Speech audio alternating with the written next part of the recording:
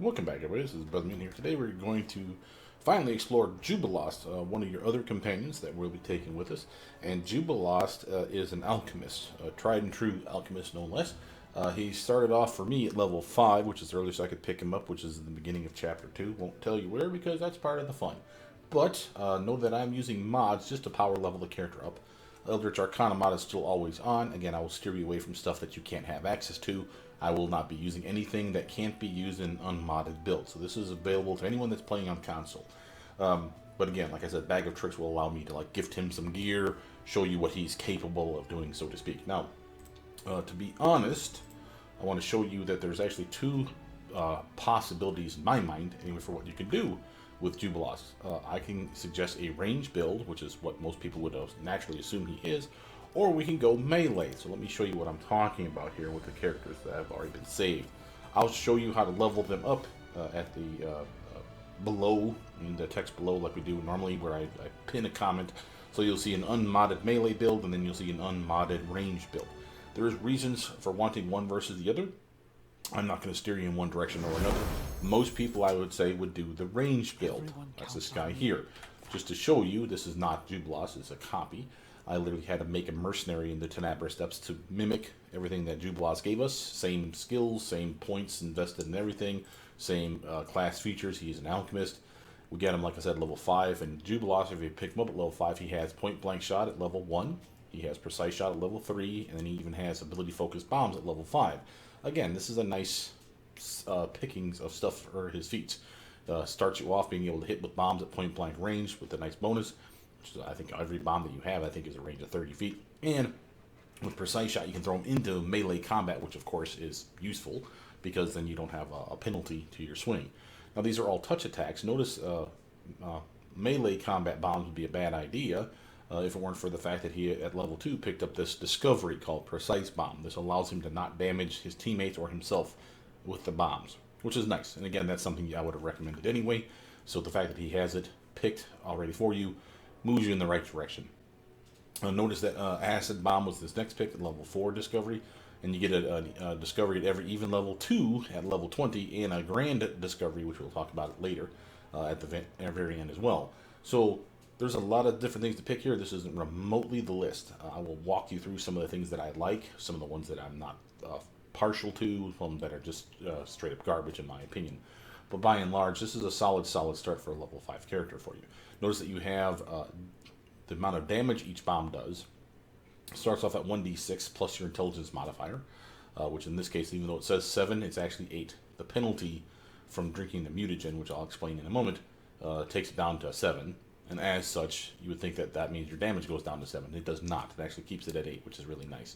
But we start off at 1d6, 2d6, and again, you pick them up at level 5, which means you have 3d6 damaging bombs. Plus your intelligence modifier. When he starts off, he's at intelligence of 19. His strength is 8, his dex of 14, con of 12, intelligence 19, wisdom is 8, and his charisma was 12. And this is an atypical build. This is why when I made him as a mercenary, I had to give like a 25 point buy. Then I ended up with like a 16 charisma, and I had to strip that back down to 12, which again I can do with my mods. So again, he is exactly like Jubilost would be, just not the picture. Same with the other ranged melee character, Jubilost, that I got going on here. So the question is what do you do from here? Notice we want to have multiple attacks with our ranged weapon. He starts with a +1 heavy crossbow when you find him, and he's wearing like leathers +1, I think. So he's okay for armor.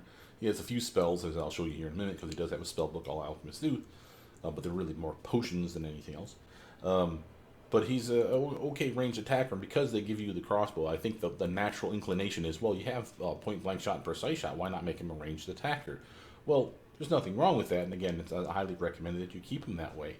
He'll have plenty of armor, he'll have plenty of buffs to make his armor even better, and not just armor, like resistances to things, like elemental resistance. He'll have like stone skin spells that he can cast on himself. He'll have death ward. He'll have a variety of things just for himself that he can buff him up and put him through the roof with a solid armor class.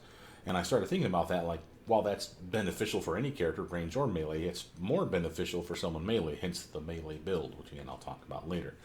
Notice that as all true alchemists, level 1 through 20, and the alchemist is the main class, and there's like 3 subclasses. He's just the main class. They get poison resistance, +2, +4, +6, and then eventually just straight up immunity at level 10. And remember, just like my motto should be for this game, immunity to anything is power.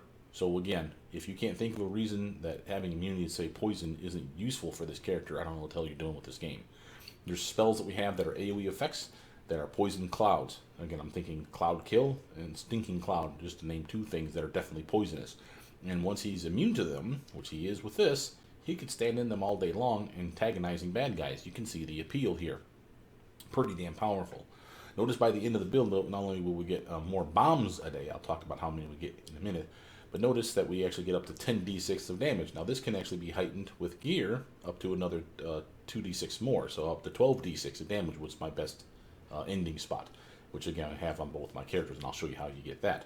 So 12d6 of damage is the ultimate that you could achieve, as far as I can tell, for bomb damage, not counting of course your intelligence modifier, jacking that up. And again, you'd want to do that too. Now, how many bombs a day do you get? Good question. You get a number equal to your Alchemist level, plus your intelligence modifier, plus any other bonuses you may have. Notice that I have, for example, extra bombs, plus 4 bombs a day. There's even gear out there that'll give you extra bombs a day. I think it's a belt that I turned away because while 4 extra bombs a day is pretty impressive, there was more need to have a strength, dex, and con belt, which is what I gave him, and her for that matter. So you can fiddle around with some of the things. You'll find some of the bomb gear, quote-unquote bomb gear that's available to him. You'll give it to him, and then you'll be like, this is really kind of crappy, because he doesn't really need the extra bonus to his swing, which is what some of the bomb gear does. Some of the other bomb gear, like I said, gives him extra bombs a day. Some of the other bomb gear gives him stuff like this, where it increases the DC check of the bomb. Now that's useful. Is it really necessary? I can't really tell you. But the DC check on your bomb, by the way, for those of you that want to know what that is, usually it's like a reflex save to avoid the damage, half damage kind of thing. The DC check is equal to your Alchemist level divided by 2, plus 10, so 10 base, Alchemist level 20, so divided by 2 is another 10, so 10 and 10 is 20, and then again your intelligence modifier, and anything else that increases the DC check, as you see here. So again, we at 10 and 10 is 20, plus 8, remember this is 8 in reality, so it should be at 28, plus 2, so I should be at about a 30, not counting any gear that I may have. And again, you can see the appeal. Notice that we went rapid shots, extra bombs, deadly aim, clustered shots, extra bombs, extra bombs, extra bombs. So I got extra bombs 4 times. You can get this as many times as you want. This is going to feel very generic, very similar to our generic cleric build for Tristan. Doesn't mean you don't want it. And again, let me explain why. Besides the obvious, it's more bombs.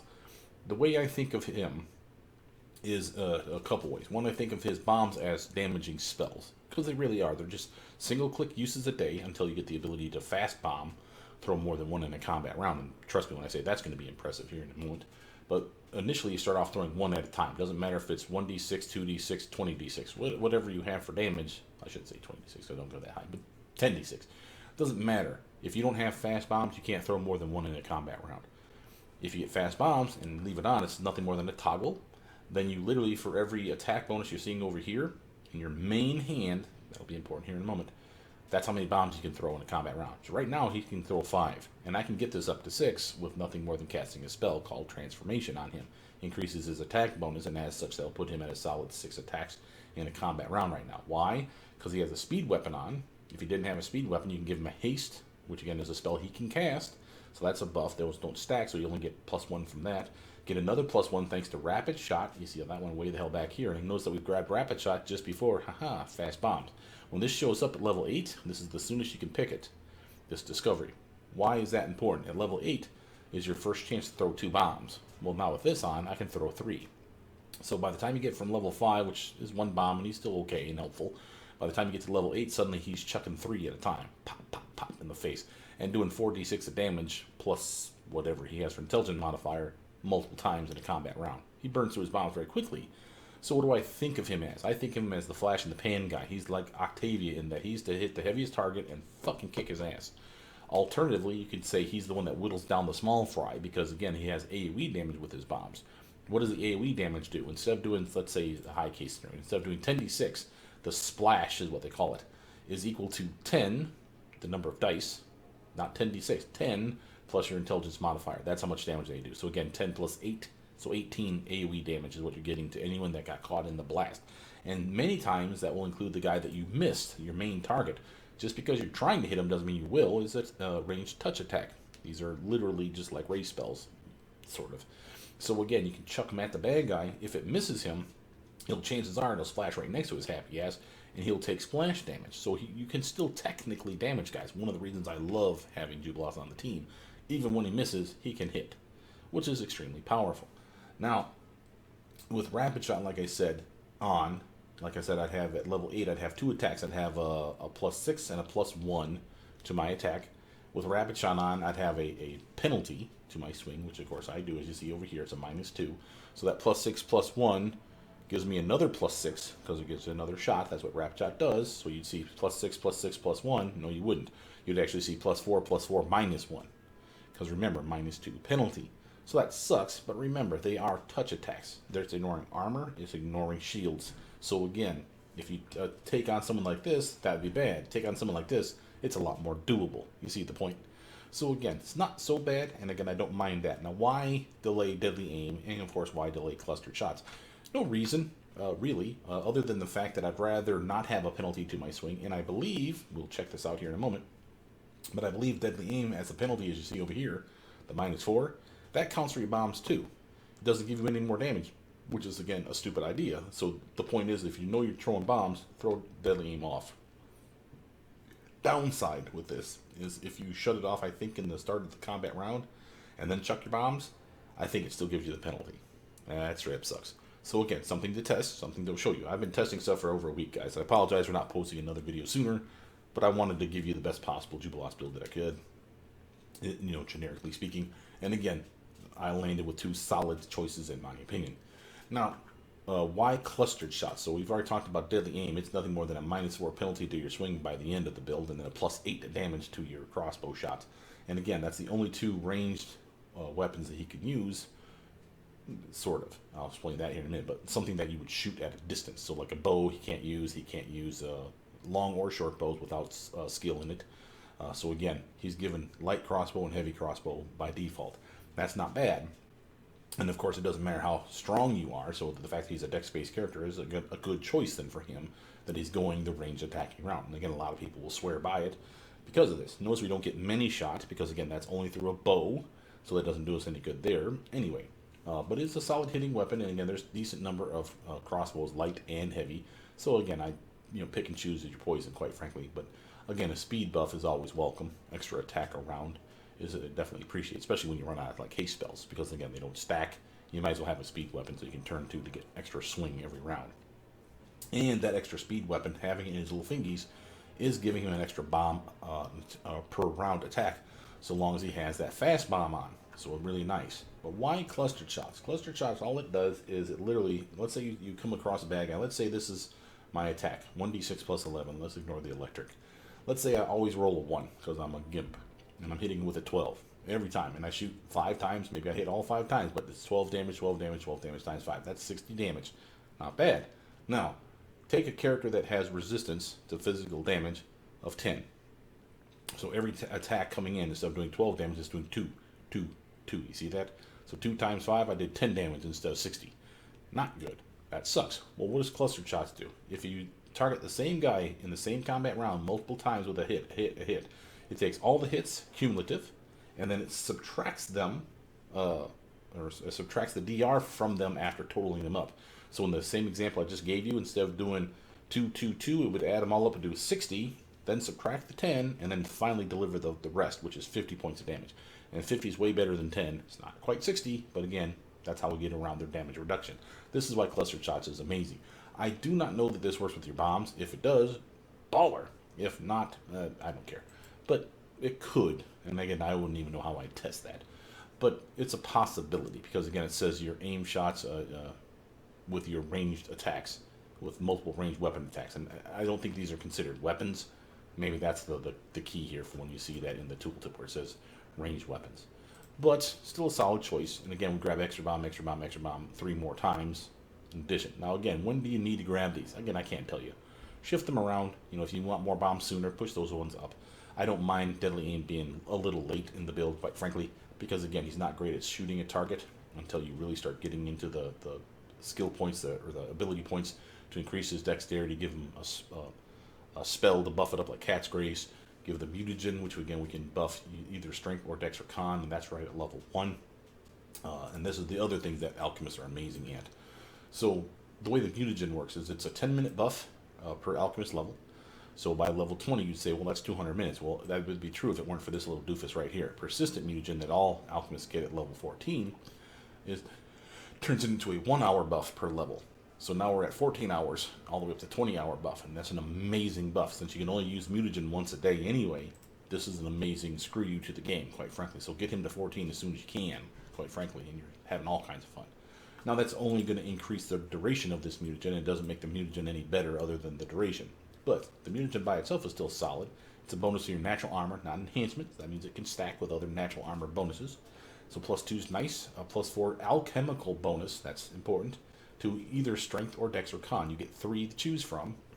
You'll have them in your tray. You can pick and choose which one each day is a different one if you want. If I want strength today, go ahead and rock that world. If you want extra con because maybe you're taking a lot of damage, maybe you need a lot of fortitude saves for whatever reason, bump that con. I'm not going to tell you not to. But I know me as a dex-based character, the first and foremost only one I'm probably ever going to use is, quite frankly, is Dex Bonus. It's a +4 alchemical bonus. Now notice the alchemical bonus, because it's alchemical, will stack with enhancements. What does that mean? With a belt of dexterity plus whatever, it will stack. With something like Cat's Grace spell, it will stack. With the size bonus from to dexterity from going reduced person, a spell that he can cast, it will stack. So you can see we can really pump that dexterity high, high, high. Even with just that little +4 here, another +4 spell, we're at +8 to our dex, not the modifier, but to the dex stat itself. And then with the reduced person spell, which again he can cast at level 1, he can get that up another 2 points, and that would be a solid +10 to his dexterity, which started out at 14. Now he's at 24. Now it's not going to last long, but ain't the point. It's a solid upgrade for someone that's a ranged attacker, whether we're talking chucking his bombs or shooting these guys. And again, being the teeny tiny person, while it screws his strength over even more, he gets extra bonuses to his attack, because now instead of his size bonus you're seeing +1, that's because he's a gnome, and he's short. If you make him super short with a reduced person spell, for example, or potion for that matter, that size bonus jumps up to +2. His dex goes up another 2 points here, which means this goes up to another +1, so that'd be a +11 now. So he's a better chance to swing, +2. He's a better armor class, +2. Why? Because the size bonus to his armor goes up from +1 to +2, and again his dexterity went up. Notice, his dexterity is going to land high. That means that the light armor that he can wear, as all alchemists can, you want something that can achieve a high dexterity bonus and still retain it. You see, if you look over here, I still have my full +10 dexterity bonus because of the armor that I have. I'll talk about gear later, but again, know that that's going to be a thing. Some of your armor is going to be restrictive. You don't get quite the cool bonus that you're hoping for. Also, impeding your armor will be things like being overweight. And again, he's not particularly strong, which is why we give him a belt that gives him strength, dex, and con. If I had to pick between that or just a dex belt, I honestly would still pick the strength, dex, and con belt, or even just a strength and dex belt for that matter. Con's nice, it's not crucial, I suppose, especially for a ranged attacker. He likes it, but he doesn't need it as much as, say, a meleeer. But it's a solid choice. If you can get all three, get all three. But if you can't, strength and dex will work in a pinch. And that will allow him to carry that heavy-ass leather armor and the massive-ass crossbow that he has and whatever else you got on this person. This is a solid upgrade. But, again, he's going to swing. He's going to swing well, probably around level 8 on up. You're going to have some serious fun with him. Now let's talk about discoveries. Notice that the discoveries include things like different types of bombs. So we have typical flame bombs everyone gets. Then you could get acid bombs, which he gave you technically for free. By the time you picked him up, he already picked it, so you had no choice. But I would have grabbed it anyway. Notice I've even grabbed force bombs. Now notice these ones do force damage, not heavily resisted, which is nice because some guys are straight up immune to fire and acid. So this is really nice, and it has another effect. These ones just straight up do damage and splash damage, of course, besides. This one does damage and splash damage too. Not as much. It's 1d4 versus 1d6. So at the end, where it's 10d6, this one will be 10d4. Plus your intelligence modifier, nothing changes there. But notice this cool effect. If you get a direct hit, so the guy that you're smacking in the face directly with this bomb, perhaps multiple times in a combat round, no less, if he fails at least once his reflex save on that, he gets knocked on his ass. That's impressive. That is something that we as a team can capitalize on. You can see the appeal of force bombs. And again, the fact that it's not heavily resisted damage type. This is a solid attack. If I could only pick 3 bombs, which in this case I've picked 4, but if I could only pick 3, this one I have no choice. I'd definitely pick acid bomb, and I'd happily take force bombs. And I'd be good with that as a choice. Notice that we have other bombs, like holy bombs. This one does damage, 10d6 by the end, 12d6 with my gear, of course. But this one does divine damage against evil targets. Half of that against neutral targets. No damage against good targets. So obviously don't use it on good targets. But notice for the evil targets, they also have a fortitude save, or they're staggered for 1 turn. And again, if you hit them multiple times in 1 round, what's the chances they'll fail at least one of those saves? Pretty damn good, I'd say, right?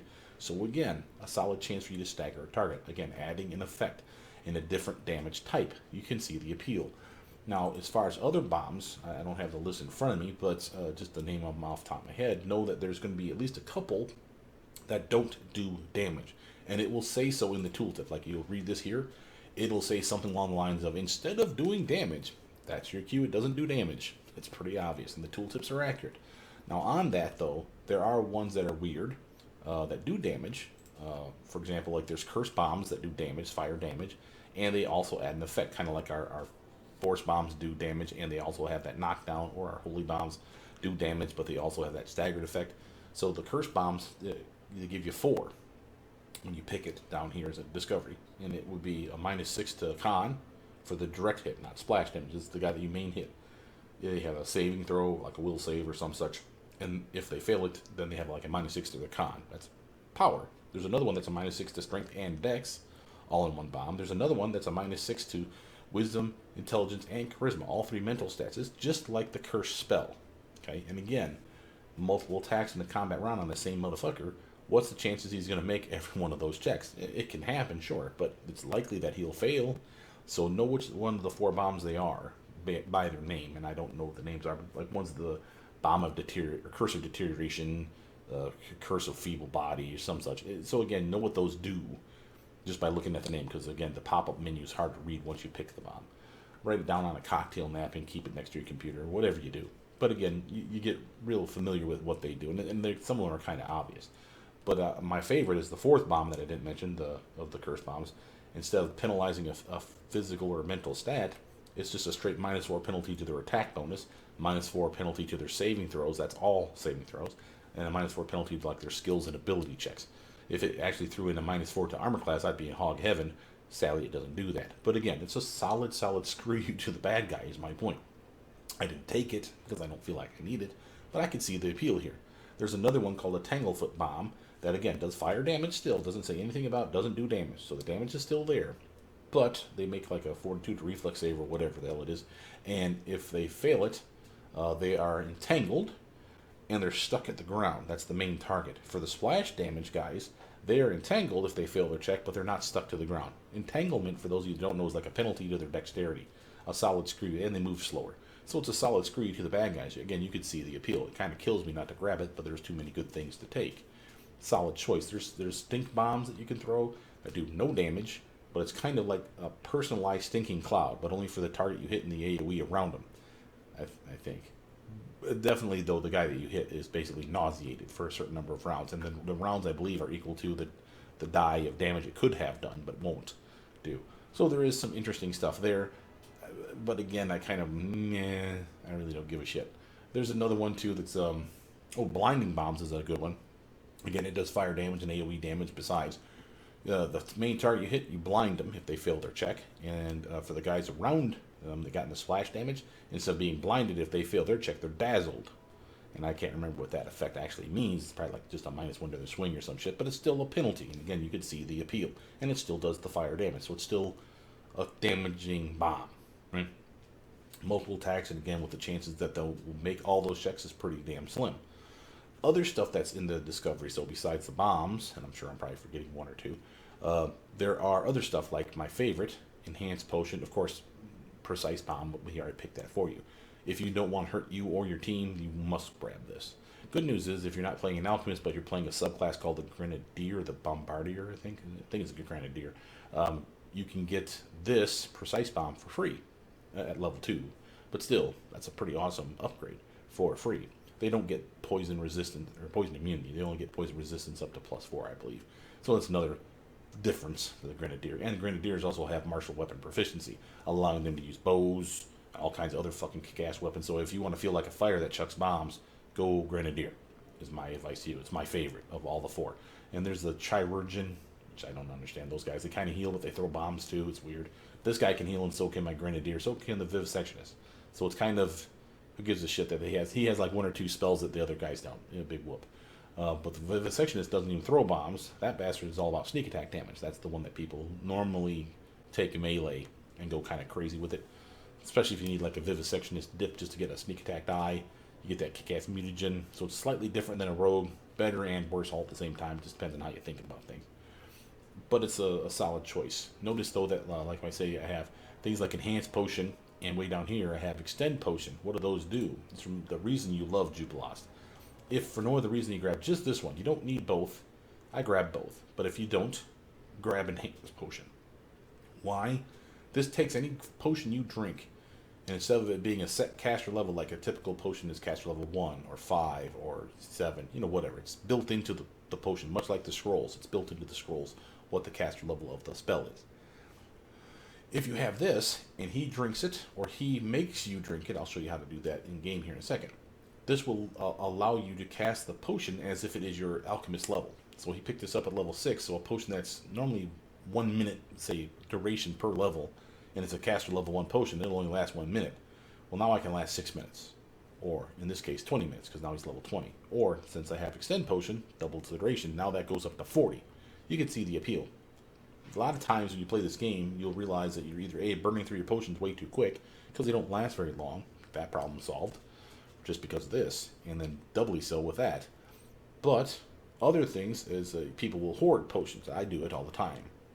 I think I finished the end of the game, when I finally beat this game, with probably like 100 or so of the Cure Light Wound potions, because I just wasn't using them to full effect, and I just didn't give a shit. But I can show you a way where he can use them, and use them on your team to be basically what I call a pocket cleric. That's the other role that I attribute to Jubilost. Not only is he a flash in the pan damage dealer, but he's also a teammate buffer / healer. And again, pocket cleric. He's not amazing at it, but he is good at it. And this is one of the reasons he's good at it. So let's actually show you how that works first. So here he is. Let's say you have a potion. Let's just get rid of these. I've gifted myself lots of stuff to cheat, so I can show you some stuff. So let's go name. So here's all our potions, roughly. Let's take an example of a good one. Here's Shield of Faith. Let's get, I know I have a reduced person here. Where you at? Right there. Like so. And let's get a crappy heal potion in there. Okay? Now, for anyone that's not Jubilost, or anyone that doesn't have that Alchemist Enhanced Potion trait, okay? Or the Extend Potion for that matter. So, everyone else would drink this potion, and what would it do? It would be a 1 minute buff, and it'd be a +2 deflection bonus to their armor. You will use these. They're cheap. They're about 50 gold pieces a pop. You'll find a bunch of them in-game. You'll stockpile them like crazy and forget that you even have them, quite frankly. Because, again, they don't last very long. But if you're getting ready to jump into a battle, and you need that last little buff to get you just a little bit of higher armor, this is the way to go. Now notice, this is deflection armor, which doesn't stack with other deflection armor. One of those deflection armor bonuses can come from usually rings of protection. Okay, so again, by having the ability to give yourself deflection bonus to armor class high, you don't need to have a ring of protection anymore, because the potion will serve that purpose. Again, they don't stack. So this allows me to grab gear for him that you're going to see is pretty damn impressive. And you're going to be like, well, then I don't have my ring of protection. I don't care, because I have these potions on hand. And it will allow him to buff himself up. Now notice, when there's a potion, you see there's two choices. You can just click the potion and he'll drink it, or you can click the arrow and it shows you what the spell is. This allows you to click the potion and feed it to someone else. Your pet, your teammates, whatever. So if you need to heal somebody, again, like say they're down, I can literally do this, click and click on the dead body. As long as they're not permanently dead, I can heal them up and heal them up and heal them up with enough potions this way. Now, for anyone else, like I said, 1 minute buff, +2 to armor. 1 minute buff, and then you just, reduce person, the effect of the spell of reduce person on you for 1 minute. This one here heals for 1d8 of damage, +1 per caster level, maximum of +5, but notice the caster level set at 1. So for anybody else, it'd be 1d8 +1. This is a lame amount of healing.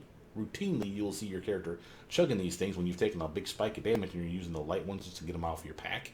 You're like, heal for 2, heal for 2, heal for 2. That's the lowest heal possible. Screw that shit. This is why you end up throwing these to the vendor and say, here, buy this garbage. Well, with Jubilost, remember, he's at level 6 when he picked up that enhanced potion. That means the cash at level 5, mint maximum here with a +5, that's what it's telling you.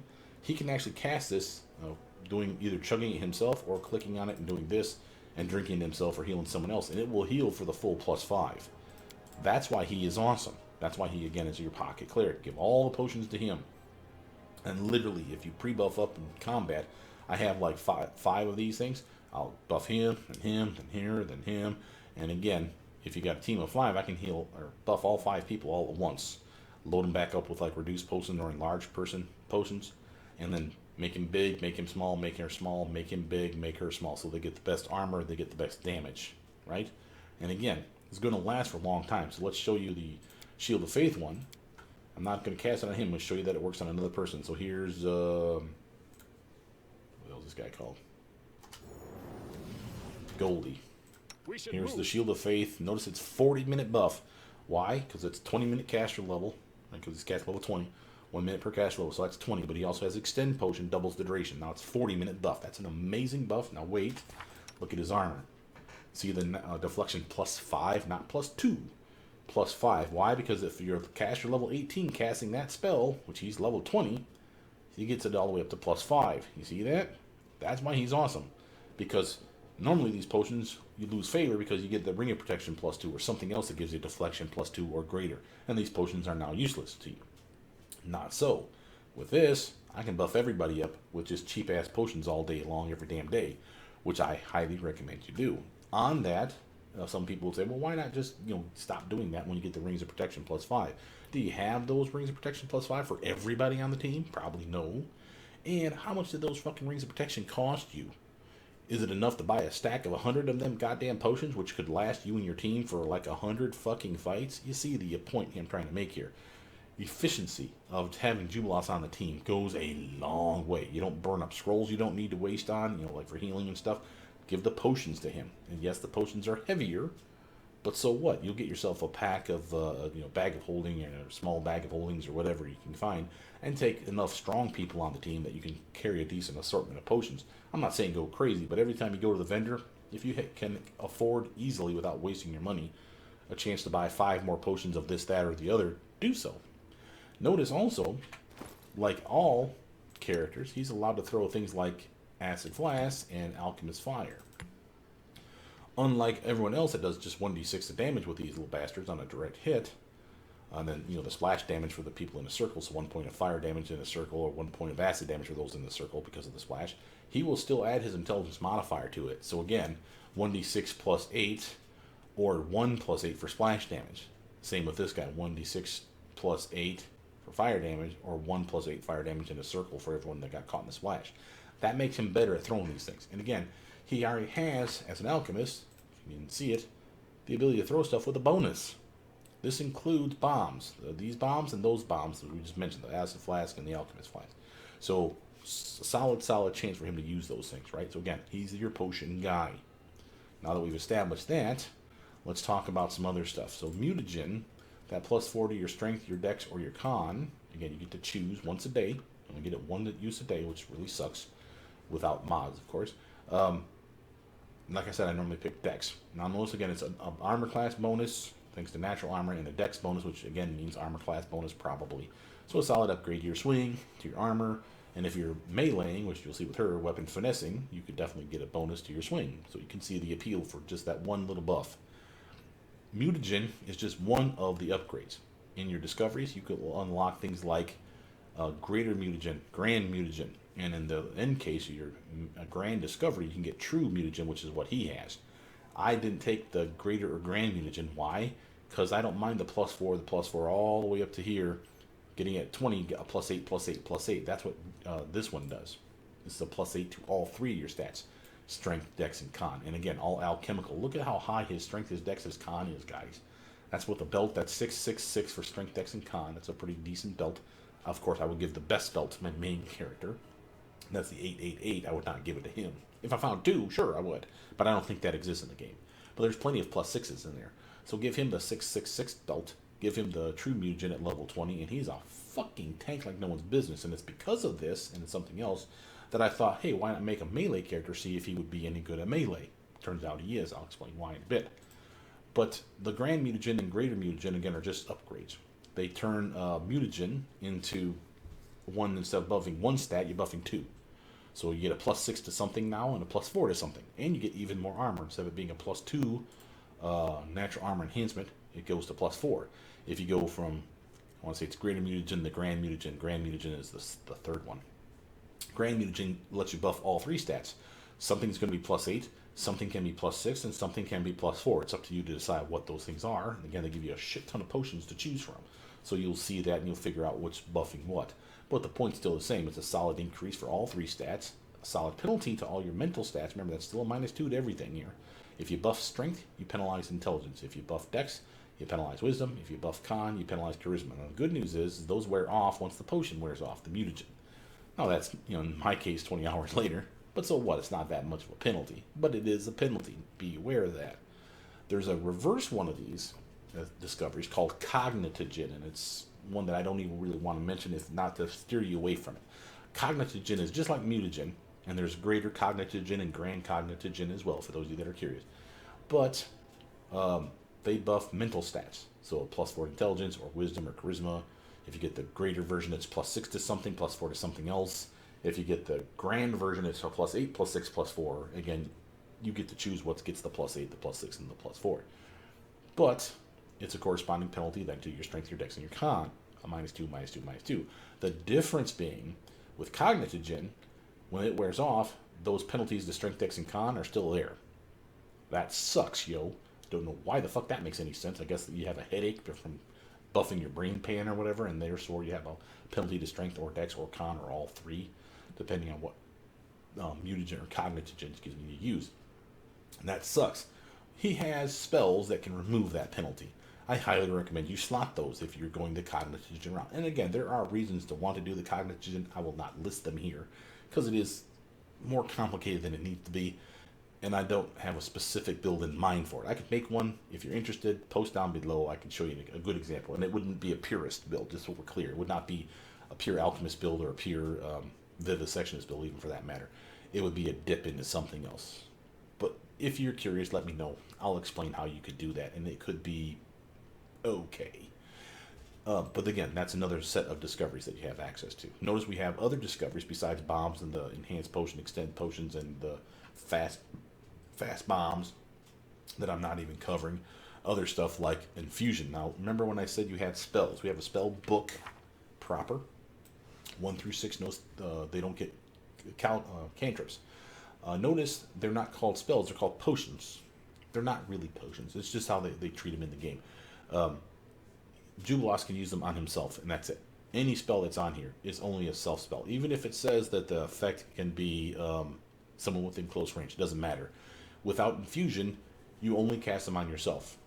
No big deal. If you don't want to be buffing the team, don't grab infusion. That's how that works. But I like having the ability to buff the team, heal the team, and again, you can use these on anybody once you have infusion, and I mean anybody. So a fine example, look at shield spell. It's a personal effect, right? Not anymore, baby, because I have infusion on him. I can use his shield spell, one for him and one for someone else, like a Squishy Toon. Maybe someone like Amiri in the front ranks who's 2-weapon wielding, with that big hog and fucking sword of hers. Why not give her a +4 to her armor class for long periods of time? And now you can do so. You see how cool that is? Gives you more than that. How about something as lame as True Strike, something that no one takes, and while Jubilost could use it, as you can see here, maybe he wants to hit with his next bomb to make sure. Fine. But people would be like, it's still a touch attack. The chances he's going to hit is pretty high. Again, fine. And granted, that makes sense. However, maybe he's out of bombs. Maybe he doesn't even want to hit with his crossbow in this combat round, but he has the ability to buff a teammate. Remember, this is normally a personal effect, but with infusion, not anymore. He can cast True Strike on, say, Amiri again, and have her go to town. Very next swing is going to get a +20. Boom, right to the chops. And again, you can see the appeal. There's a lot of cool shit you can do with infusion. There's other stuff in here. Look at the massive buffs. This is another reason I consider him a pocket cleric. Things like Lesser Restoration, all the heal spells, at least 1 through 4 anyway. He even gets access to heal, the big heal spell, in my opinion. And again, with infusion, he can cast this on teammates, and he can cast this on undead. Why would you do that, Brother Mutant? To damage the bastards, of course. Any heal spell would damage them, remember? So cure light wounds, which he has access to, cure moderate wounds, cure serious wounds, and cure critical wounds are all spells that if he has infusion, he can cast it on anybody. That's pets, teammates, himself, his pets, a target like an undead. You can see the appeal. Notice he has, the neutralized poison stuff, restoration spells, buffs of all kinds, freedom of movement, death ward, stone skin. I'm not listing them all, but just to give you a smattering idea, that's why I consider him a pocket cleric. Remove blindness, remove disease. You see what we're going for here. He's a buff bot. He's going to be one that strips off the penalties from the teammates. So again, slot him up with stuff and have some serious fun. Notice there are a spell or two that are bad ideas for him if you don't have infusion. Touch of Slime is one of them. This is an attack spell. If you don't have infusion, you cast this on yourself like a doofus and actually damage your own con. Do not do that. Don't be that person. But if you have infusion, then you can cast it on anybody, which obviously means a bad guy. There's one more, I think, on this list. I think that's like that, and it's called Eye Bite. I think is an attack spell proper. But I don't know that, because the way it works is you cast a spell and you have a toggle that you can activate on a bad guy. Now, without infusion, would this damage you? Or would it just give the toggle to you, allow you to activate it on a bad guy? I don't know. I've never got that high without grabbing infusion. I recommend you grab it. This is all his spells, by the way. I've literally scribed everything to his book just to steer you away from stuff. For example, you will not get Detect Secret Doors. That's part of my mod. Notice, I think that's honestly almost everything. Oh, no, that's not true. You don't get Fly. That's part of my mod. You don't get Airwalk. Again, part of my mod. Damn shame, because those are amazing spells. I won't use them. But if you had access to them, you definitely would. Look at that shit. That's a solid armor class bonus for long periods of time. Bonus to your mobility check, no less. And again, immunity to something. In this case, difficult terrain. That's power. Sadly, you don't have access to that. However, you do have access to wings. Let me show it to you on her, because she actually has this picked. This is our meleeer. How do we differ with her? Well, first off, I need to make a correction here. I gave her extra bombs 4 times by mistake. You see it 1, 2, 3, 4 times, just like the other guy. Nothing wrong with that, but I needed a feat, so I had a delete one. It still shows that they're here, that they're not. It's actually, if you look under your ability list, it says extra bombs 3, not 4. Because I gave her, and it's not listed in here either, weapon proficiency psi. See that? And that is an exotic weapon proficiency that I would have taken instead of one of these extra bombs. So I basically deleted one with a mod and inserted the psi ability, so I could literally wield that psi. There's a reason for this. Remember when I said the number of attacks you get is based on your main hand? This is 2-weapon wielding. This is a reason people thought, and in pen and paper you can, wield bombs with the left hand and the right hand. What does that mean? If you have 2-weapon wielding, improved 2-weapon wield, or 2-weapon fighting, improved 2-weapon fighting, greater 2-weapon fighting, you get a total of up to 3 attacks on the offhand with a ranged weapon that would apply for like darts, which she can use, or Jubilost can use, javelins, which Jubilost can use, and throwing axes, which he can't use because it's a martial weapon. If you went Grenadier, you would have access to all 3. That's okay, and that's not bad. It's not the worst idea ever. Those are ranged weapons, so dexterity to hit, but strength to do damage. So if you're a strength dex combo character like a Grenadier, you could have some fun with throwing double javelins. Chuck, chuck, chuck, chuck. And there's a not decent number. There's an okay number in the game. So you can have fun. The idea was you could get, let's say, 3 attacks with your main hand and 3 attacks with your offhand. That would be 6 attacks around with your fast bombs on and chucking bombs. It does not work. Now, it may have worked in the past. It doesn't work anymore. I tested it myself. I'll show you how I tested it here in a second. But the point is, it's only the main hand. Like I keep telling you, it's the main hand. Whatever you see over here for number, that's all you're going to get. Notice I have 5. I can even get to 6 if I cast that transformation spell on myself. How did I get to 5? This is the only melee weapon in the game that has greater speed. Hence the reason for wanting exotic weapon proficiency and size. If you get this, it's a +2 extra attacks a combat round. Not 1 with like a speed weapon, because it's a greater speed weapon, you get 2. So I get 1, 2, 3 for being a normal attacker at level 20. 2 more from the psi. That will not stack with hasten. And sometimes hasten will glitch this up, by the way. Be careful of that. And then if I cast transformation, I'm going to increase my BAB up to 20 instead of 15. As a matter of fact, I have it right now on. So it's already glitching me. So you see that? I should actually have a 33, a 33, a 33, a 28, a 23, and an 18. So again, I'm not getting my 6th attack right now because I have haste on as well. It glitched the system. Steel Wind should give me 2 attacks. Haste should be giving me 1 attack. They don't combine, so haste overrode it. That's a mistake. Now, sometimes the game will catch its mistake and fix it. So in combat, you may see here chuck the 6 bombs. Awesome. That's the goal. But the point is this is just as good then as his, you would say. He has 5 and 6 if he casts the transformation spell, so why not just keep him ranged? Again, valid option. Do that thing. I'm showing you that you have a different option, and I want to show you something else. Well, this is pie in the sky dreaming. 6 would be nice. It's not necessary. 5 is honestly good enough. 6 would be great. Sure, we can all agree on that. But 5 is still a solid choice. You still get multiple attacks with your offhand weapon, and fun fact that you didn't know, maybe. Did you know that you can get sneak attack damage with your bombs? See this dagger right here? This gives you 1d6 of sneak attack damage, period. For any weapon you're wielding. So long as it's in your little fisties, and it doesn't matter which fisty it is, putting it in my offhand for a reason. This gives me more attacks, and I get sneak attack now with this. I get sneak attack with my bombs. Yes, it's only 1d6, but so what? We can set up sneak attack with this build. One of his spells is greater invisibility. So he has the ability to just straight up cast it on himself and go sneak attack down with his bomb. So that 12d6 of damage I said before that I can make slightly better, here's a way to make it slightly better. Yes, it's only 1d6, granted. However, look at this. I have a pair of gloves that give me another sneak attack die if you can already do sneak attack. So I got 1d6 here, now I'm up to 2d6. And then I have this crappy ass necklace. This one sadly only works on attacks. It says melee, that's a lie. It will do it with range attacks. It will not do it with bombs. If you have this necklace on, this dagger, and this glove, what you'll see when you do sneak attack with like a weapon like I have right now in my hands, it'll do. You'll see sneak attack twice on a hit. It'll say 2d6 and then sneak attack 2d6 again. That's because of this doofus. Better than it though, I found this necklace. See this River Fox's Memento? It's only 1d6, but now I have 1d6, 2d6, 3d6 of extra damage per attack. Sneak attack damage, of course, per attack. And again, as you can see, I should have 5 to 6 here, 2 more over there. That's again 7 to 8, depending on if it glitches or not. And again, I also have those wings I was telling you about here as a discovery. To get those, though, you have to grab this. When you activate your mutagen, now you can have 2 claw attacks, which I don't use because, again, I'm using better weapons than claws. But then you also get a bite attack, which you do use. So again, I have 5, 6, 7, and then 8 attacks with the bite. So again, that can get sneak attack 2. So 8 minimum, 9 is actually my maximum, as long as it doesn't glitch. So I get 6 here, 2 here, and then 1 more with a bite attack. That's 9 attacks in a combat round, melee attacks in a combat round, which get 3d6 of extra sneak attack damage on top of it. Now, is that better than Octavia? No.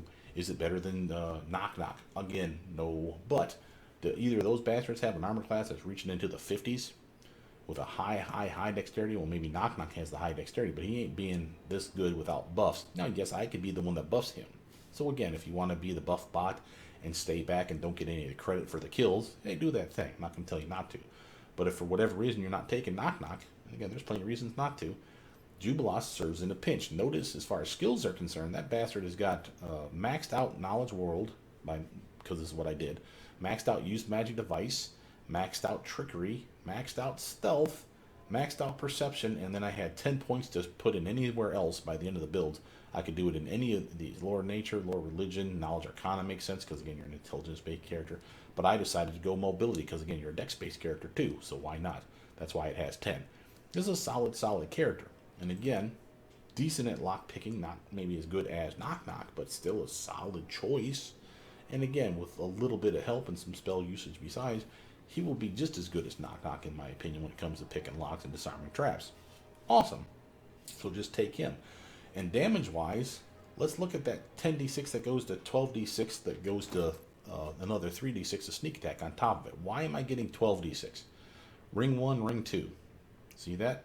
They stack. Perfectly acceptable. And again, I don't have my ring of protection. You don't need it. Remember, you have the ability to drink that potion, Shield of Faith, and get a +5 armor class bonus besides, which is why, and this character doesn't even have it on them right now. That's why the 53 is subpar. I can drink that potion. I haven't done it yet. They'll jump me up to a 58. Boom, like that. Touch armor class is deflection armor class too. So that'll go up to a 25. Bam, like that. Amazing upgrade. And again, while you're saying, oh, well, the necklace is now missing, so I don't get my natural armor bonus. Yeah, but remember, they have access to the spell Barkskin. That's the same thing as that necklace of natural armor enhancement. So again, +5. Yes, there's probably a +6 in the game somewhere. Oh well, I guess you'll have to suffer with a +5 to your armor class bonus. It's perfectly fine. Notice that I've given her gear Royal Guardian armor. Notice the max dexterity of 15. She'll have 11 if I shrink her down with reduced person. She's fucking huge because I gave her an embiggen spell called Legendary Proportions. Another spell that she has access to. Requires a dinosaur bone, so make sure you have that. But look what this gives you. A size bonus to strength. It gives you a size bonus to con. Look at how fucking much HP she has. And again, we haven't finished buffing her up yet. She could have extra armor. She could have blur or displacement on her. Spells that she can cast. She can be invisible. Another spell she can cast. She has all kinds of protection that she can cast on herself, like resist energy spells. She has stone skin she can cast on herself. Resist poison until she becomes immune to poison. She has that ability to cast on herself. So she's a Jubilost. I keep saying she because she's a she. Jubilost is a solid character. And again, why not take him melee? He can do it. Now the question then is, why would I go melee versus range? Well, again, that sneak attack was 1. I also was testing to see if this was the build that I was using to test if the double javelin, the 2-weapon fighting and the improved 2-weapon fighting would give me these 2 extra attacks with fast bombs on. Does not. Remember, only the ones over here. So again, the best I ever finished off with was 6. There's a possible chance to get 7, and I'm not even going to tell you how to do it because it's a stupid idea. But there's a possibility out there that you might be able to get 7. Let's just put it that way. But let's think about the 6 first before we talk about being a melee character. Why is 6 so important? I mean, obviously 6 is better than 5, but again, think about what we're talking about. 12d6 of damage per bomb. Let's assume all 6 hit, because you're buffed up pretty fucking big here. You got pretty good chances to swing with these, even in these low ones here, that +18 that you're seeing here. Remember, these are touch attacks. So you're ignoring their armor. They're flat-footed. Especially if they're flat-footed, it's even easier because their touch armor class is going to be shite. But if they're not flat-footed, if combat started and everyone's swinging, you're keying off of this one, not either of these two. So again, this is probably the lowest number they have. This is a solid chance for you to hit them. Again, look at that 18 to hit a 20. I just need a 2 or better. Remember, on that 1, you fail anyway, so that doesn't do me any good. But rolling a 2 is good enough. So basically, I got a 95% chance of hitting them with my worst bomb. See that shit? So let's say all 6 hit. 12d6 of damage, plus your intelligence modifier, +8. Remember, we talked about that in a moment. But let's just go with the 12d6 first. Times that by 6. How many die of damage did you do? 72? My math right? 72d6 of damage? Not bad, right? Remember, she has sneak attack. And if she can turn herself invisible, which she can, and they're capable of being sneak attack, which isn't guaranteed, but if they are, each of those bombs hit. Each of those bombs have a chance to do 3d6 of sneak attack damage on top of that shit. That's 6 more bombs times, or 6 bombs again times 3d6. That's another 18d6 to add to the 72d6 we just mentioned a moment ago. Yes, I know I'm throwing a lot of numbers around. That's 82, that's 90d6 of damage potentially of her spitting out with 6 bombs in a row. Now, yeah, she burns through the bombs like no one's business, hence the reason for need of extra bombs, and extra bombs. That's 12 more bombs a day right there. Solid upgrade. Now, on that, let's compare her to somebody like Octavia. Octavia is a routine ray caster. She's an arcane trickster build made for it. How much sneak attack die does she get? Well, she needs 2d6 just to become an arcane trickster, which of course we do with a rogue dip, which is you didn't even have a choice in the matter. Accomplished sneak attacker, which you do have a choice in that matter, and of course you do take it. So that's 2d6 of damage. By going 10 levels of arcane trickster, she'll get another 5, so now she's up to 7d6 of damage with sneak attack. She also has a spell that you don't have called Sense Vitals that will allow her to buff another 5d6 at best case scenario. So she's up to now to 12d6 of damage per sneak attack. What's one of her best ray spells? In my opinion, one of her best is Hellfire Ray. It does 3 beams at level 19. Again, I don't mind comparing it to us because we're level 20. So let's just say she's a level 20 character too. But she can do 3 beams that do 15d6 of damage each. She can set up sneak attack for each of them. She can make herself invisible too. And hit with 12d6 of sneak attack damage on each of those 3 hits. So instead of it being 15d6 per hit, it's technically 27. See that? 27 times 3 is what? 60, another 21, 81d6 of damage. What number did I come up with? I was at like 90, wasn't I? Who did more damage? Who the master? That's right. Jujubee, bitch. Now, of course, he'll burn through his bombs faster than anybody. But again, She has multiple spells, he has multiple bombs. There's nothing wrong with that. And again, he doesn't have to use 6 bombs at a time. If 3 bombs is enough to kill the target, you can't arbitrarily decide that. But if you kill the target, let's say you're shooting 6 bombs normally, every combat round, 6, 6, 6, you have all the bombs, you have all the chance to hit the motherfucker, you hit him 3 times and he dies, you will not throw 3 bombs at the dead space. You also don't switch targets, unlike like a crossbow where you shoot the guy 3 times in the chest and say, oh, I still have 2 more shots, well, I guess I'll shoot his friend now. That's a ranged attack with a weapon. Bombs aren't considered weapons in that regard. So you hit that guy until he dies, or you run out of bombs, or what else? You run out of bombs, he dies, or you run out of attacks. There you go. You run out of attacks. So if you hit 6 times and you're done. So again, if you had 100 bombs, it doesn't matter. You only can swing 6 times. So you get to 6? No.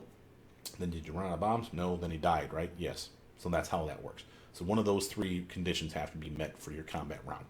And again, Jujubee can put numbers on board. Would I say take him and not Octavia? Fuck no. The 2 of them together, picture it. You got the main prick of a boss to deal with. Motherfucker has armor up the yin-yang. But touch attacks like ray spells and bombs are easier to hit. These guys get buffed to the fucking 9s for their attack bonus. Make sure that these numbers are high, high, high any way you can. You know, use your clerics and the other buffs from other teammates besides.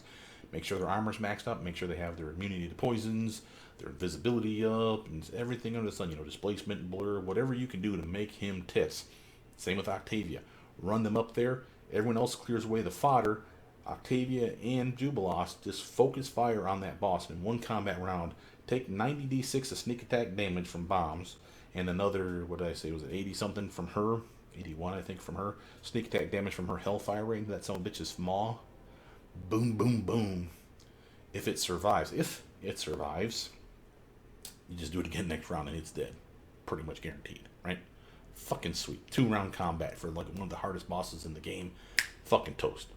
Just saying. This is an amazing combo having him and her on the team. And again, he can buff her with that infusion ability. I picked it for the other build, but not this one. This one I made as soloist because I wanted to see what this Feral Mutagen was all about. Not a fan.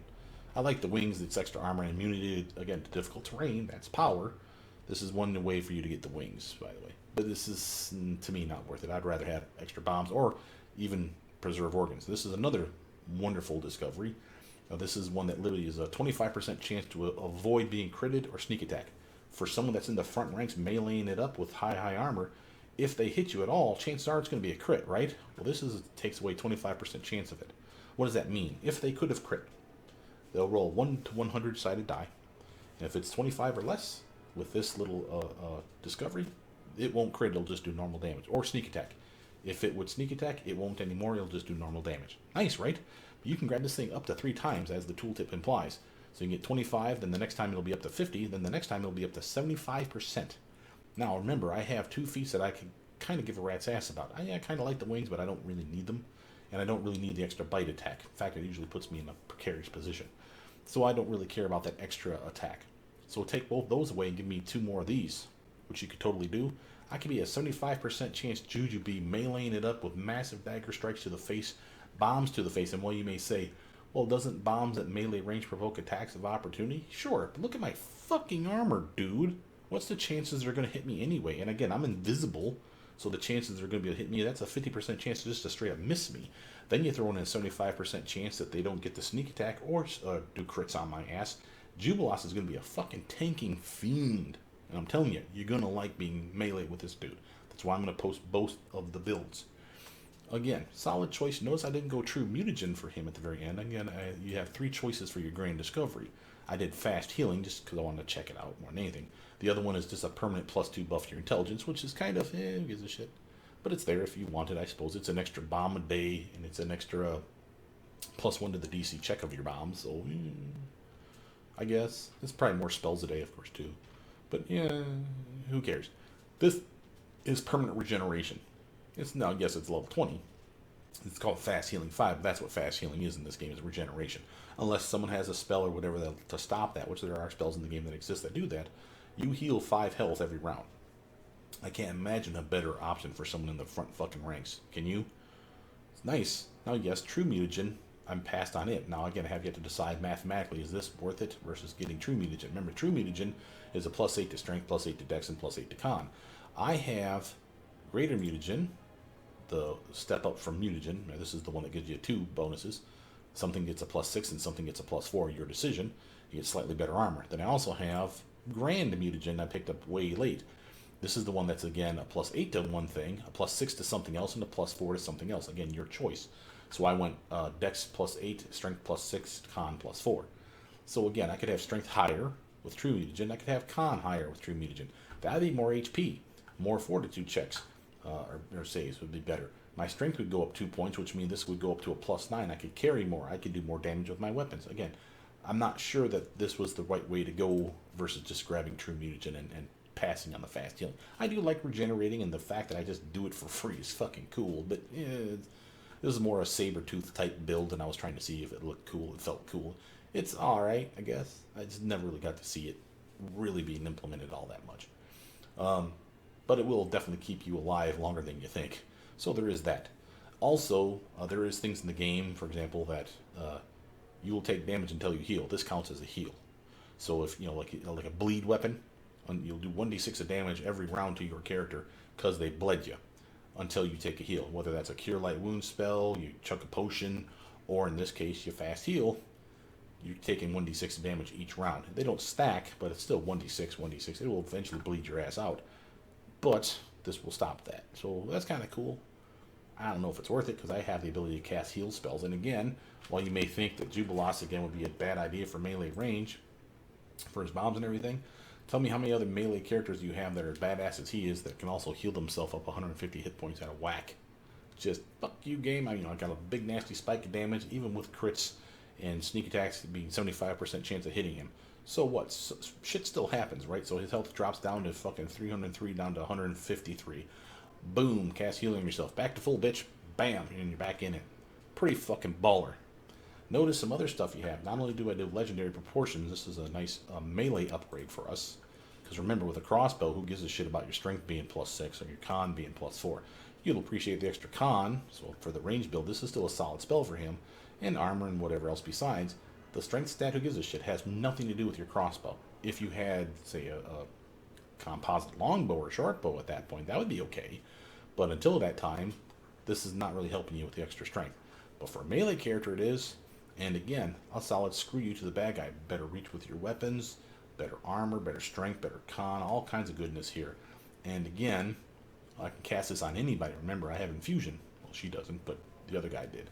So you can cast this on, say, Ragangar or Amiri, or hell, even Valerie for that matter. Make them fucking huge, big-ass fucking tanks in the front right next to you.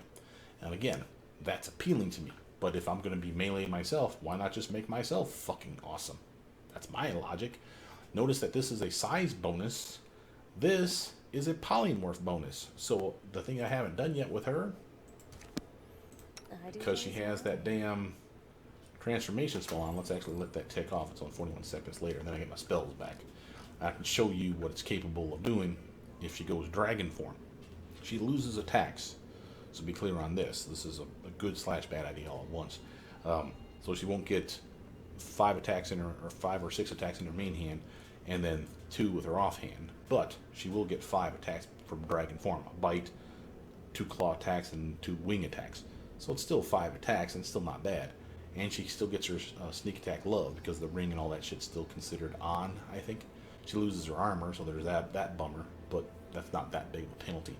This is a really nice reason that she can stack some spell effects on herself to be super uber. So here we go for that. Let's go. Oh, what are you thinking? Brass Dragon? Sure. Pause it. Look at your bonuses. Legendary Proportion's still up. Belt of Physical Perfection, you're still wearing that. Dragonkind, Polymorph, +4. The Alchemical, +6. Again, if I went True Mutagen, that could have been +8. You can see my strength is up to 30 right now. Remember, Jujubee's innate strength is 8. Okay? So to go from 8 to 30 with just your spells and one piece of gear is pretty damn impressive, I'd say. Just saying. And there's some fun that can be had with the dragon form. And again, you're resistant to the element of the dragon type. You get the breath weapon, you only get to use it once. But you get 2 claw attacks, 2 wing attacks, and 1 bite attack. And again, you see that they're going to be all over the damn place. And they're going to be sneak attack damage on top of those things. I believe that's still going to work. You get extra faster, I think, for being Dragon Kind. Yeah, plus 10 to your movement. That's fucking cool. And again, just all kinds of weird shit you can do with this build. And again, would you ever do this for Juby if you were doing a range build? Probably no. Because why would you? You got the crossbow. Just stand back and plink, plink, plink. But on a melee build, here you go, baby. Buff me up, son. Doesn't matter if I have weapon finesse or not. I'm still swinging with a plus 10 and plus 10 damage. I'm fucking crushing shit right now. And again, this is not epic damage. Notice I don't have power attack. I don't have Piranha Strike, which is a real problem for me on this build. Having said that, if I would make it again, I don't really need weapon finesse. I took it because, again, I'm a dex-based character. But once I saw with spells and gear and stuff, I can actually get my strength to damn near the same level. Do I really need it? Not really. And again, if it weren't for the fact that his strength really is 8, I would grab power attack once I give him a belt plus 6 of strength, because that 8 and 6 goes to 14. That's enough to unlock power attack. I hate picking feats that are relying on me wearing gear. I know it's allowed, it just feels weird to me, so I don't do it. But you could. I'm not telling you shouldn't, I just won't. But if I won't, then I can get rid of weapon finesse, and I can grab Piranha Strike, because I don't think you need anything for that. You just need to have a high dexterity, right? Or maybe you do need weapon finesse. Oh, that would suck. I don't know. I have to look that up again. But again, point's still the same. You could be a solid swinging character doing some solid damage, sneak attack, love besides, with bombs no less. And when the bombs run out, just go Ginsu on his ass or turn into a fucking giant-ass dragon. You can see the appeal. Now, comparing the two, I've yet to really make a hard decision about which of the two I like more. I want to turn back. I have yet to make a hard decision which I like more. But how did I test the bombs to prove that the bombs were really however many attacks you have in your main hand? Like he has 5, maybe 6 if I do transformation. She has 5, maybe 6 if I do transformation. And again, it's cool. How do you know that? Again, like I did the javelin test. Well, here's how you do it. You find yourself some bad guys. Let's have her. Everything has a price.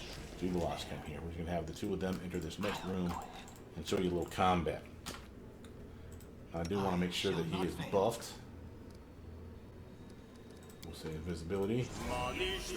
Hesitation is a waste of time.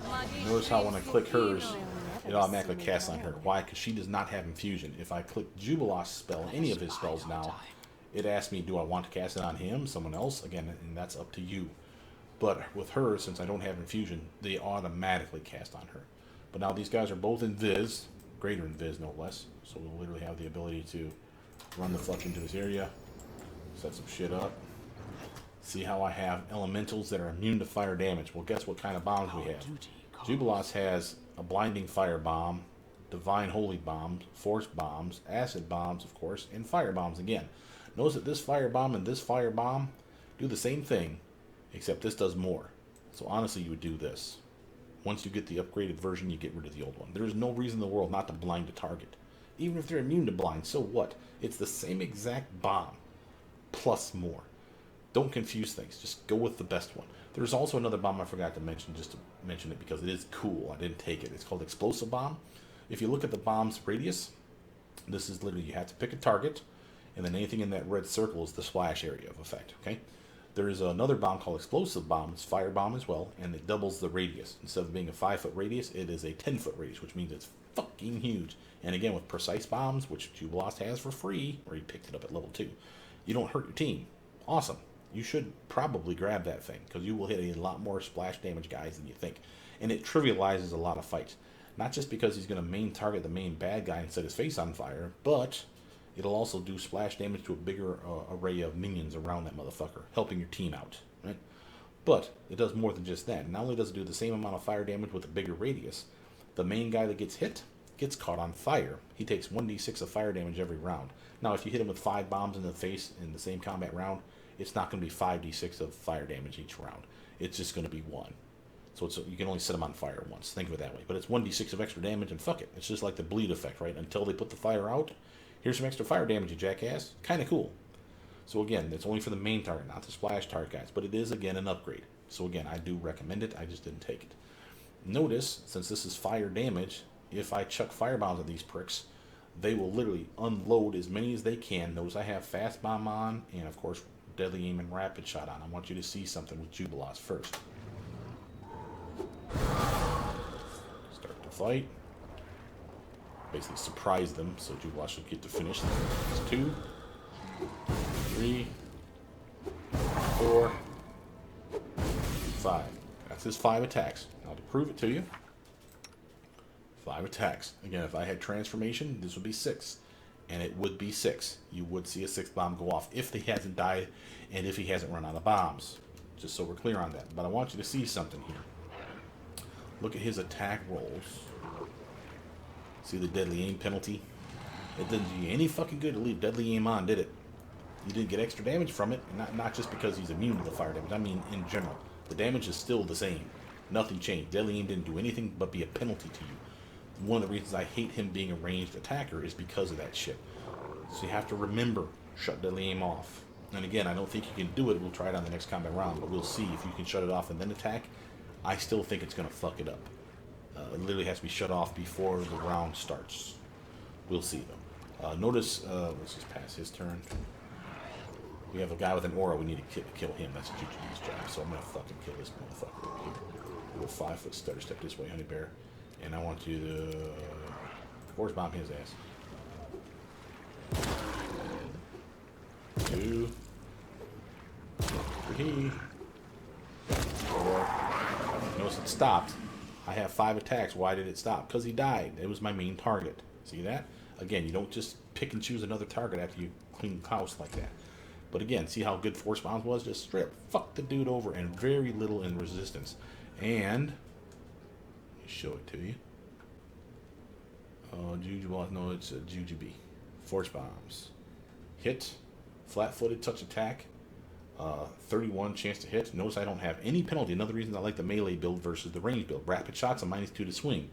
Deadly aim, if you forget to shut it off, is a -4 to your swing. It's a -6 to your swing if you turn on transformation because you have a better attack bonus. So again, you have a -6 to a -8 to your swing if you keep him a ranged attacker and still capitalize on that rapid shot and forget to shut off deadly aim. For me, I don't have rapid shot and I don't have deadly aim. I'm still getting 5 to 6 attacks in a combat round anyway, and I don't have those penalties. So you can see how I like the melee build better. It's not perfect, it's not amazing, but it's still a solid choice, and that's what I'm trying to drive home here. Notice something else, flat-footed. I could have done sneak attack damage. Why didn't I? These guys are immune to sneak attack damage. So you don't see it. I get to 12d4 plus 7, and that's it. And again, 4, not 6, because it's the force bombs. But if it was anyone else that was not immune to sneak attack damage, you would see a 3d6 force damage on top of this shit for every fucking smack. So long as he's considered flat-footed. And again, I'm invisible, so of course he was flat-footed. In almost every instance, that's going to be good. And notice, because you're concealed thanks to your invisibility, you can get a bonus to your swing besides. So not only is he flat-footed, and it's a touch attack thanks to the bombs, this guy's screwed all 8 ways to Sunday because of me being invisible. Solid screw you with the bombs still. I'm just saying, a really, really nice FU to the bad guys. Now I want to shut off that deadly aim. Not rapid shot. Deadly aim. And let's try the fire bombs again on the son of a bitch just to see. 1, 2, 3, 4. All 5. Before we go further. You can shut it off just before. Okay, so good news at least. If you don't forget, turn off that deadly aim. That's at least something you... Again, I didn't know that. I just wanted to prove it to myself. So that's nice. Is there anything else really to show you? Not really. I mean, without sneak attack damaging targets, I can't really show you how the sneak attack does work. But just know that it is there if you get the right gear. We should probably talk about gear, so let's actually bounce back to our earlier save. Show you the gear, because there are slightly differences between the two. Again, 1, because of the ranged weapon and the melee weapon. 2, because of the possibility for other gear choices. Notice, of course, any crossbow, light or heavy. Notice I have a light crossbow equipped right now, the escapist crossbow. He can dimension door with that shit. Again, if he's a ranged attacker, why wouldn't you want the one that allows him to TP himself once a day, just boop, over to the other side of the fucking map, and then he can still plink, plink, plink to his heart's content from the other side. You can see the appeal. Good range, 50-foot range, nice crit range on that. Notice that your bombs do have a crit on a nat 20, and they don't do extra damage with that crit. So don't bother getting improved critical on your bombs, or critical focus even for that matter, because bombs will not crit and do anything special with those crits. That's just stupid. That's kind of dumb, quite frankly. I'm kind of pissed by that. But it's what it is. And it's kind of OP. Notice he still has the rings, but so does she. And again, I don't mind having my bombs going from 10d6 to 12d6. Notice this little doodad, again, I gifted both these things to the character, but these are unique. These are not. So I can do two. Notice that this Gears rule is something that you'll craft or have crafted for you. This is clearly made for a bomb person. Notice +1 to your swing with bombs, +2 to your swing when you get to level 12. And when you check the combat log, instead of it saying +2, you will see this bonus as a +1, and you'll see the bonus again as another +1. That's why it's +2. So it is in the game. It does work. All this buff, look at this. Bonus to your saves, +2 against mind effect. Your will saves suck, yo. So that's nice. Death, until I cast Death Ward on myself. I appreciate that. Paralysis, I'm immune to paralysis because I went mummy. I'll show you that here in a minute. Disease, I'll take that. Stun, sounds good. Poison, we're both immune to poison at level 10, so that's no big deal, but I'll take it. And one of the cooler parts, you resist fatigue. Traveling on the overland map, for example, you can travel 8 hours longer than normal before you get fatigued. Not bad, right? But notice this, at level 20, immune to fatigue and exhaustion. That's fucking money. And again, if you can't think of a way to use this, let me elucidate something for you. You have a teammate like Octavia who can cast a spell called Sirocco. Sirocco does fire damage. Now imagine you're immune to fire damage any way you can do it. It's fine with me. You have this little gear on, and as such, you're immune to fatigue and exhaustion. Now give him a piece of gear, or her a piece of gear, that makes them immune to tripping, falling down, and basically affects that Sirocco knocks you on your ass. If you're immune to that, you're immune to the fire damage, and you're immune to fatigue/exhaustion, you could stand in Sirocco all fucking day long and let the bad guys run up on you and fall into the fire pits of hell. Fucking sweet, right? Solid combos, I'm telling you. Figure out where your immunities are and capitalize on them. Notice this part here. This one works and doesn't. First, let's do the part that does work all the time. The owner's save DCs are increased by 1 for the bombs. So your bombs get another bonus DC, +1. Nothing fancy, just another chance that it's more likely to land than not, and we'll take it. Hey, nothing wrong with that. Look at the other part, though. Owner's bombs deal an additional dice of damage as if they were 2 levels higher. That's just another 1d6. Why am I not getting 13d6 then? Because it doesn't work once you get to level 19 and 20. Oh, sorry, level 20. Because the game doesn't recognize a level 22 Alchemist. So 20 is the cap. Until that time, it should work. So it will get you up to 10d6 sooner. The point is, though, once you get to 10d6 naturally, it won't add anything else to it. These will add 1d6 and 1d6. And they do stack. I have tested this. So these are good. This one is just subpar. And again, until you get to level 20, it's working as intended. So you do want it. Notice I have, for both of them, a Cloak of Resistance +6. Why? Because why the hell not?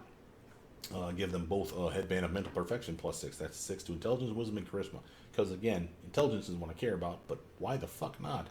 At least Intelligence and Wisdom, because again, will saves, right? So again, you can see the appeal. And remember, that's more spells a day, better DC checks on your bombs, more bombs a day. Sorry, I said spells, but I meant bombs. But both spells and bombs a day. That's nice. Our River Fox Memento Pendant, that gives me my sneak attack bonus to trickery and mobility. Again, something that we invested in this character anyway, at least trickery. Royal Guardian armor versus his second skin. This is just to show you that there's 2 versions of armor that are still a solid armor dexterity bump. Look at this one. Second skin, it's only +5 armor, but the max dexterity can go up to 12. I can get him up to 11. And do reduce person on him, he'll shrink down, and this will go up to an 11. And I'll be getting all of that for my touch armor class bonus, and that's not bad. For her, I give her the best one, because again, she's also in melee range. So why? Royal Guardian armor, because it's max dexterity of 15. I can't get to that, but maybe with buffs I could. I don't know. I can definitely get to 11, and I appreciate getting at least all that 11, and it's an 8 armor class besides. That's fucking tits. And then it's another 28 extra HP on top of that. So who doesn't want more HP, especially for someone that's meleeing it up like a fucking boss? Just saying, pretty sweet, right? Both of them have the physical perfection belt +6. That's for strength, dex, and con. And again, that stacks with your mutagens, your true mutagens, or your grand or greater mutagens. Doesn't matter, because those are all alchemical buffs versus the enhancement buff. Yes, there's a +8 belt out there for strength, dex, and con, but you're probably giving that to your main, like I said before. Notice gloves, Death Dealer gloves, another sneak attack die. He doesn't have these. Why? because he's probably going to be ranged. Might as well have a bonus to your DC of your bombs, +2. I appreciate that. And a +2 bonus to his swing. So that kind of neuters the rapid shot penalty. You see that? This isn't the only way to go. I could give him something that gave him better dexterity and reuse the belt for something else. There is a belt in the game that'll give you like 4 more bombs a day. And that's all the belt does. But I'd rather have this, quite frankly. The 6, 6, and 6 is amazing.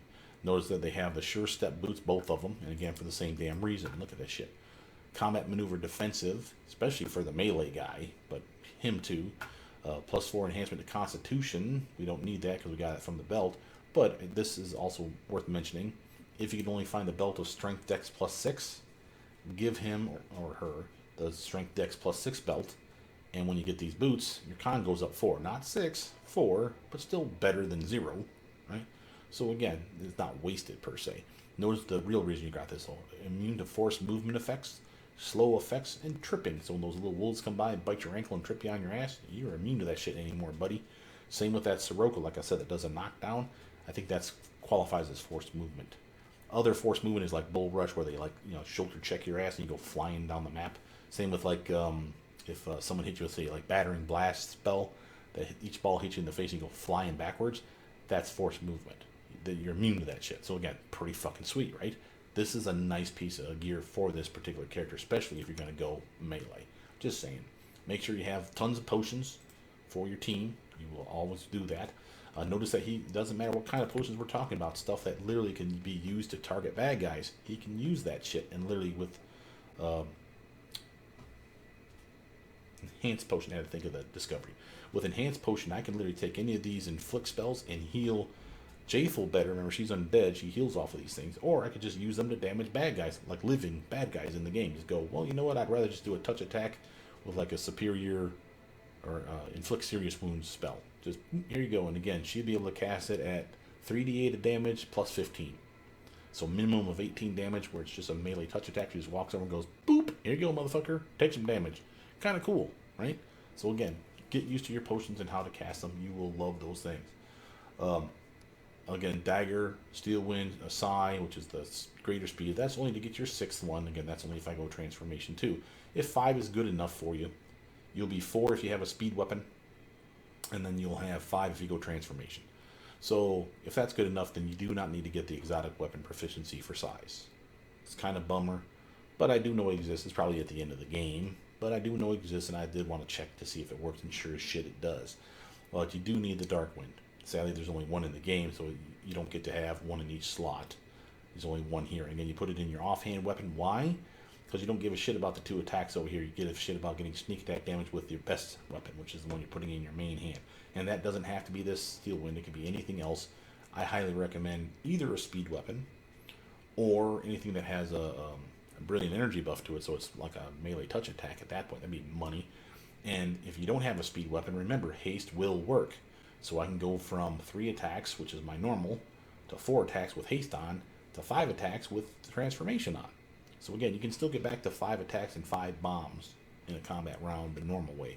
This one has the potential to get to 6, and that's the only real reason that it's worth mentioning. But I thought it was cool. Other stuff to mention is for gear. I mean, yeah, this is not pie in the sky dreams. These are solid choices. Some of these are going to be late game. You'll upgrade as you go.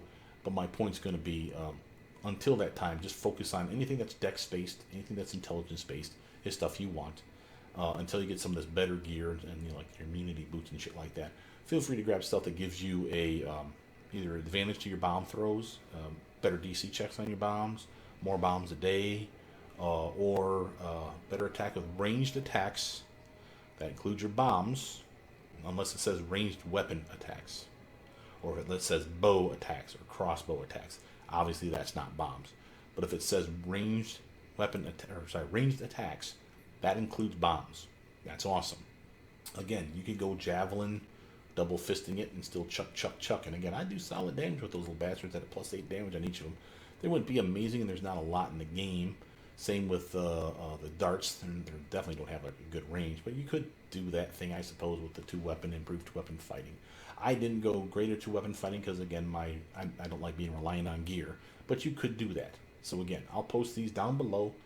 Know that you'll see an unmodded version for melee and unmodded version for ranged.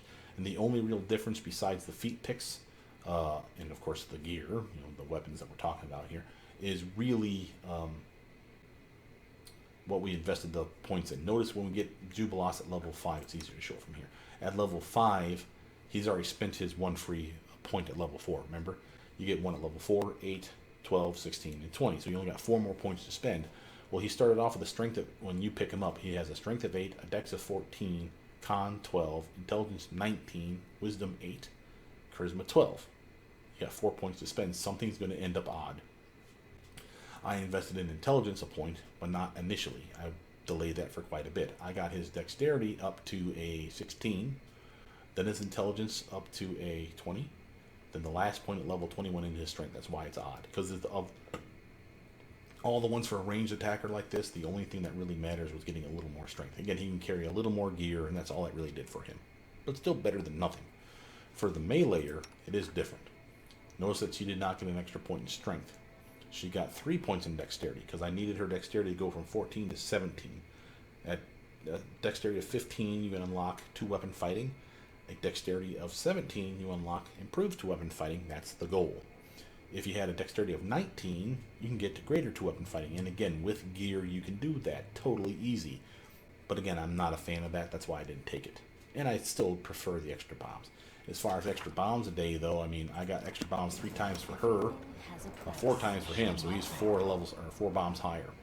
That's 10d6 of damage times 4, man. That's a lot of big more oomph than she's got. Just saying, 40's looking good, but I do like the 44.